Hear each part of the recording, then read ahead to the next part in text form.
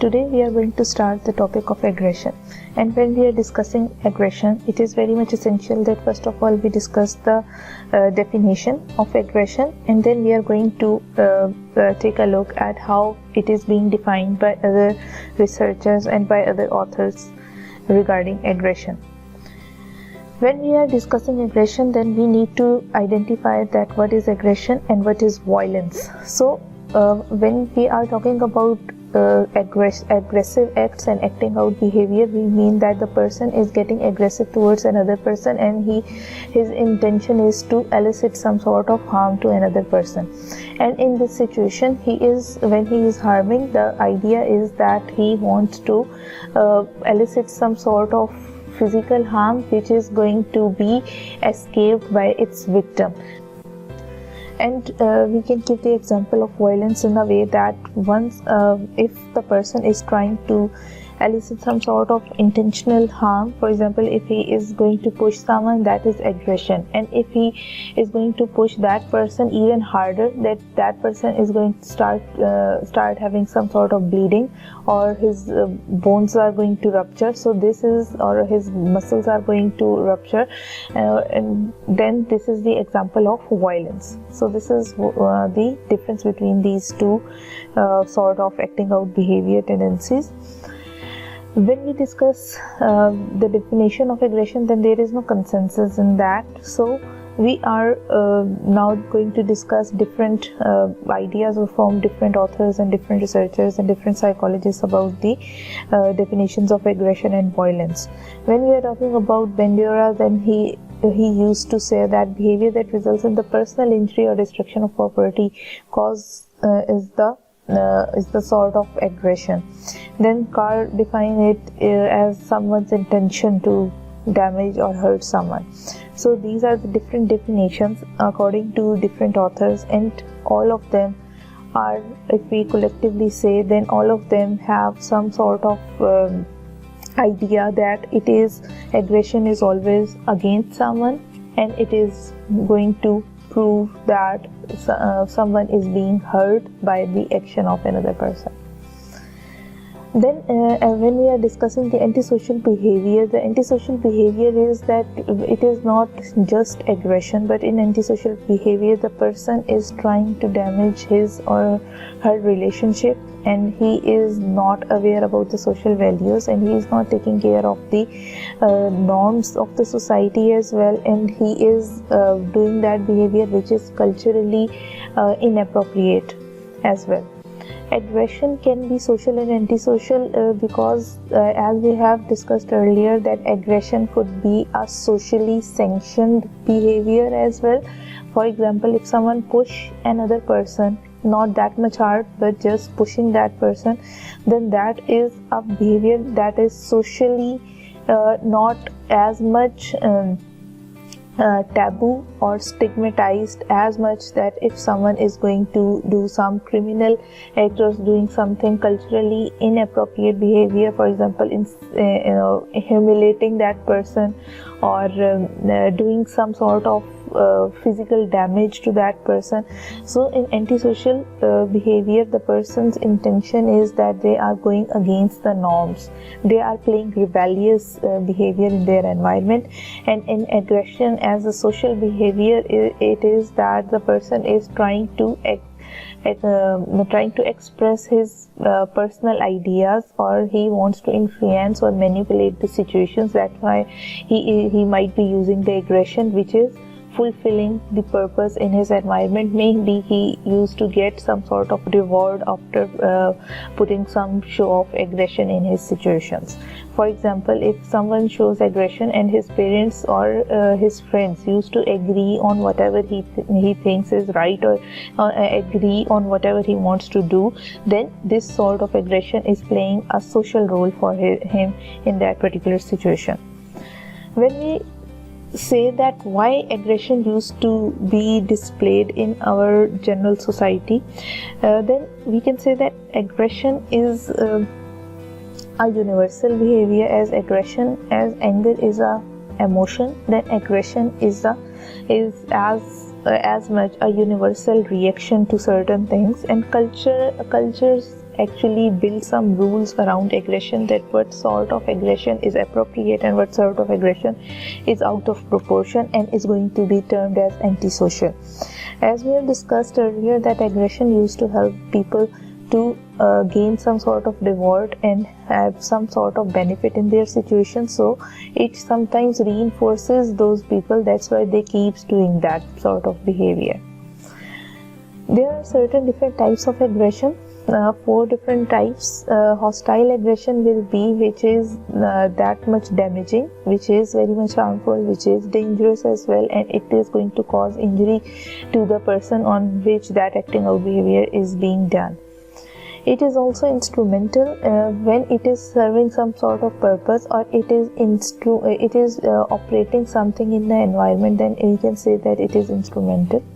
One can achieve some sort of goal. As we have discussed earlier, if someone wants to ask for a favor or a request from a friend or a parent or from parents, and if his parents are not getting agreed, for example, if a teenager wants new car for him and his parents are not getting agreed, so he can show aggressive acts and acting out behavior, which is very much evident in that age as well. So that will be the instrumental aggression. If after that he is doing that with the intention that his parents are going to agree in the fear or to stop that sort of aggression from the situation, to avoid that aggression, so that is going to be the instrumental aggression, because there is some goal in his mind and that is going to be met by the by displaying anger.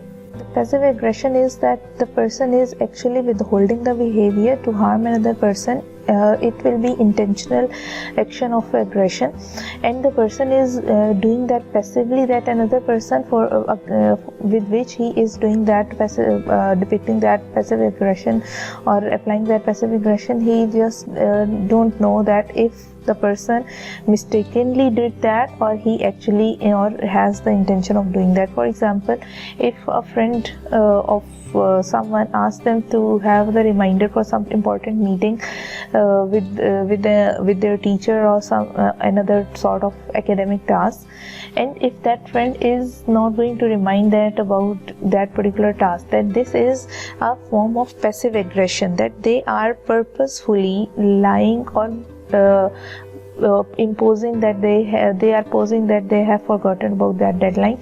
So that is a passive aggression. And when we are talking about the active aggression, that is that actively eliciting some sort of harm to another person, for example by insulting or humiliation and by abusing. These are the active forms of aggression.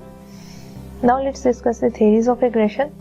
We are going to discuss number of hypotheses and the theories in the coming up slides as well. The first is instinct theory.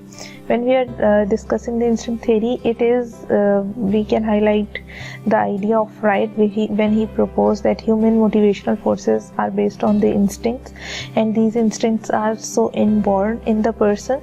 And as Freud discussed, there are 2 instincts, the eros and the thanatos, and the thanatos is the aggressive instinct according to Freud, and that is the death instinct as well, because of which the person is going to have aggressive behavior. Next, we are discussing the learning theory. In the learning theory, as you all know, and you have gone through the learning model and perspective number of times, and the learning theory, as its name says as well, that the person is going to learn aggression through modeling. And aggression, first of all, aggression is going to be learned. It is not going to be innate as it is discussed in the instinct theory. So Bendra also said that it is the aggression is not innate and it is learned by the aggressive models in our culture, in our society, in our environment, and the children and people are going to model that behavior. And he also did the experiment as well Now let's move towards the cognitive theories. In the cognitive theories, we say that these are the thinking transcripts and the thinking scripts as well.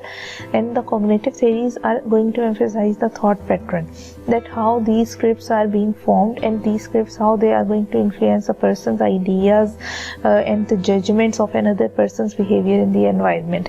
There are attributions in the cognitive theories as well, and these are the reasons for aggression, that why the person if he has done something in your environment, then why the person did that, what was his intention. So these are the attributions, and these are the reasons of aggression that we are going to attribute to that particular situation or that particular environmental event. The first is hostile attribution bias. In the hostile attribution bias, individual is going to attribute the hostility in the environment. For example, if someone is going to push them, or if someone bumps into them, they are going to attribute that the behavior was specifically designed and done to hurt them, rather than it was mistakenly done by that person. So this is what their bias is. Their subjective thinking is going to cause that attribution bias.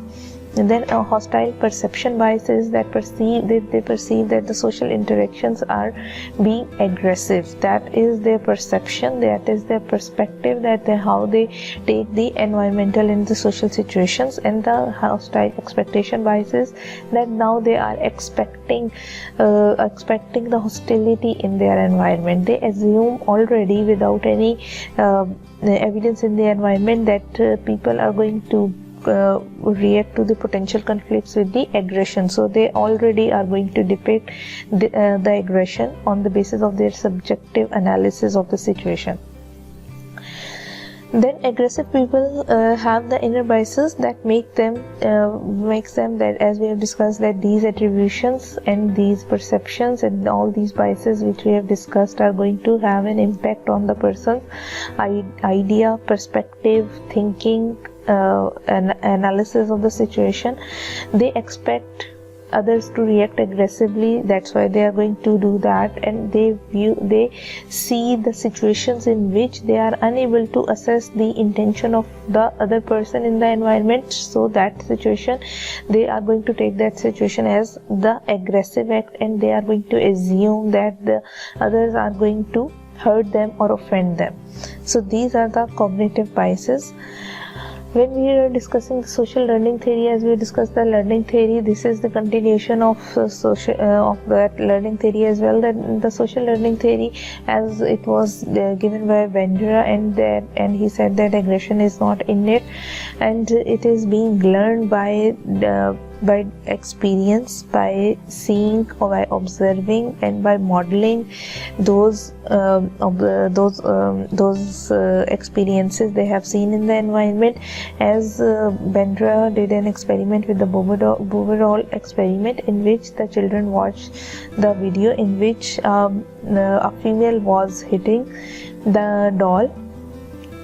And after that, when the children were provided the doll as well, so they depicted the same behavior as they seen in the modeling session, and they have observed in that video. Children usually are more likely to imitate the same-sex model. For example, when female responses were noted, then the girls were more inclined toward that behavior, because it was very easily imitated by girls when the person they were observing in the video was a female as well. Then it is more likely to imitate if model was rewarded. If there is some reward or some reinforcement in the environment in reaction to that particular behavior, then it is more likely that a person is going to model that, because they want the same reward as well.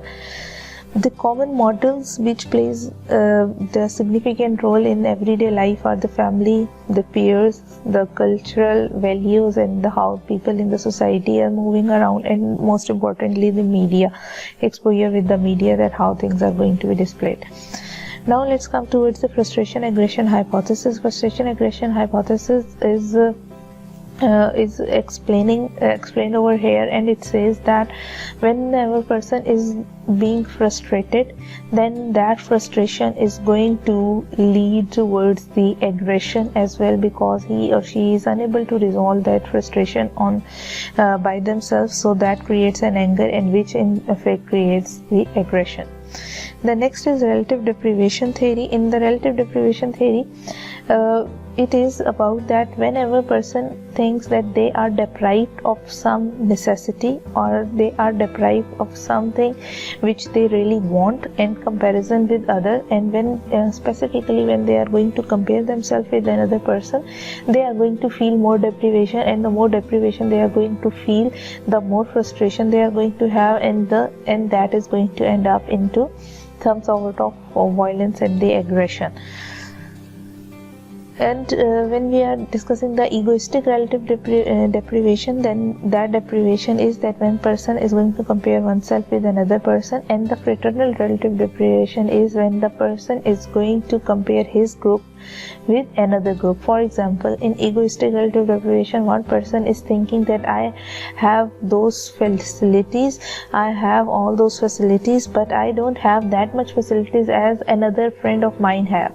So that is egoistic relative deprivation. And the fraternal relative deprivation is that we as a nation, for example, if person lives in Pakistan, then he is going to compare his in-group, for example, Pakistani culture or Pakistani society and the country of Pakistan, with another outgroup, which could be any sort of outgroup, that could be another country, that could be another area, another territory, that could be anything. So if they are comparing that, then that is fraternal relative deprivation, that they are not individually comparing them, but they are comparing themselves as a group to another group.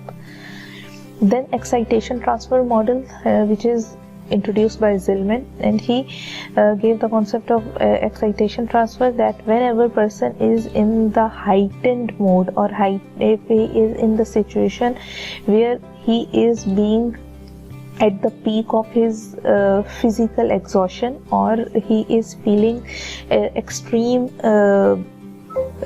arousal in this situation, then that is going to cause or transfer that excitation in the form of aggression. For example, if someone is going to work out, and then they are and when they are being aroused by, and as their physiological mechanisms are speeding up, and their heart rate and all these things are speeding up, so that can result in the form of aggression as well, because his physiological functioning is going to be the criteria which is required for the aggressive acts. This is a model which is given with the same example and depicted over here. For example, a student works out at a gymnasium, and he has high level of excitation. That effect is going to continue for a temporary period of time. Then if he is coming back, and then he is not going to find a parking space, then he is going to have that sort of aggressive outburst in that situation, because physiologically his body is already prepared for that. When we are discussing environmental or situational contributors to aggression, then as the first is going to be relative deprivation, which we have already discussed. That is environmental and situational contributor. That's why we are discussing it over here as well. So as you already know, the relative deprivation is that when we are comparing ourselves either in the form of group or individually with another person or another group. Then there is aggressive cues. Aggressive cues are that which are going to trigger aggression. For example, if someone is going to see some sort of gun, knife, some sort of aggressive or violent material, then their aggression is going to be boosted or triggered by these instruments in their environment as well. Then media is also going to play as an external environmental role in the aggression, as violent media exposure used to model that sort of behavior. Next is that why does viewing media violence contribute to aggression? There are certain reasons. First of all, the thing is desensitization and disinhibition, that when we are going to see something which is not so ethical, which is not so good, and which is not accepted in our culture or values as well. That is the resistance we used to face when we are doing such sort of it. But once it is being approved and it is being displayed before you in the form of media or in the form of model in your environment, for example, if there are abusive parents and if there are and the media is violent as well, so these things are desensitizing, lessening the sensitivity of the person towards that much rejection, and they are going to start accepting those behaviors, because by seeing certain things or by doing certain things, as it becomes easy for the person to do them, the same is going to be with the aggressive acts as well. As much they are going to watch them, or as much they are going to see them or observe them in their environment, as much they are going to be easy for them to implement by themselves. Then the excitation transfer model is going to answer that question as well, that as much the person is going to see the violent media, they are going to have that excitation in their body by and they are going to depict that aggression in some sort of other in another situation, in another event as well. Then modeling, as it is as it has been discussed before. Then they acquire new aggressive response or priming aggressive scripts as well. Unpleasant environments also boost the aggression. The hot temperatures are associated with the aggression and violence. The effects of global warming could lead towards the aggression. There are researches and the evidence as well. Loud noises and all those unpleasant environments, crowding and everything which is not so pleasant for the person, that can even cause frustration, and that frustration may be causing aggression, or they are directly causing some sort of aggression. There are certain chemical influences which cause aggression. There are testosterones which are linked with increased aggression. That's why male are more aggressive than female, because males are high on testosterone. And then serotonin, the low levels are linked with the aggression. Alcohol is linked with the aggression. Nutrition, in nutrition, junk food is related to with increased aggression, and vitamins and supplement reduce the antisocial behavior as well. When we are discussing the norms and values, the influence of the culture is more on the person, and the cultures can promote violence as well. There are certain tribes which consider violence and aggression to be part of their culture, and that is, for example, if we are talking about our own culture, then males are termed as more aggressive, and in the last generation it was being taught to the girls or the females in the oppressed societies before, that male can show aggression and violence and the female have to deal with that. So that was the cultural acceptance that boys or male can elicit some sort of aggression and the violence, and that will be acceptable. That's why there was more violence and more aggression before, and now as the norms and values are being shifted and people are getting more and more aware that they can control aggression and aggressive urges, as much they are improving and having more awareness. When we are discussing the age and aggression, then we can see that if toddlers are being given the opportunity to model the behavior of aggression, then it is more likely that they are going to start displaying that sort of aggression as well.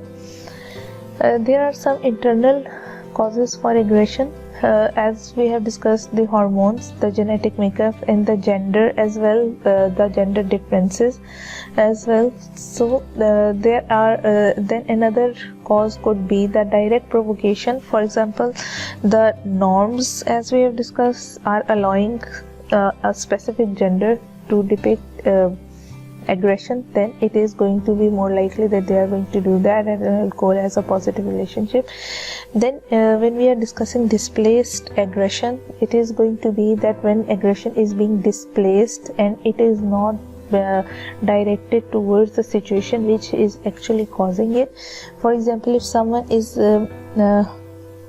angry over something, angry when his boss has insulted him or humiliated him, so he is going to displace that aggression towards his dog, or if he is coming back home, he is going to displace that aggression on children who are unable to respond to his aggression.